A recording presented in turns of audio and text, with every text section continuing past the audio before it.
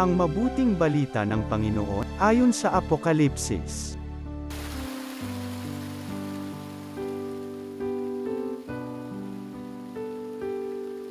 Akong si Juan ay nakakita ng isang bagong langit at isang bagong lupa. Wala na ang dating langit at lupa, wala na rin ang dagat.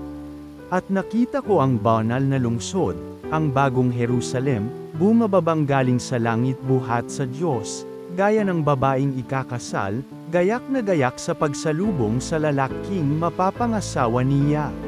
Narinig ko ang isang malakas na tinig mula sa trono, ngayon, ang tahanan ng Diyos ay nasa piling na ng mga tao.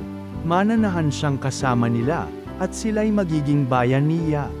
Makakapiling nila ng palagian ang Diyos at siya ang magiging Diyos nila. At papahirin niya ang kanilang mga luha. Wala nang kamatayan, dalamhati, pag-iyak, at sakit sapagkat lumeepaes na ang dating mga bagay. Pagkatapos ay sinabi ng nakaupo sa trono, ngayon, binabago ko ang lahat ng bagay. Ang mabuting balita ng Panginoon.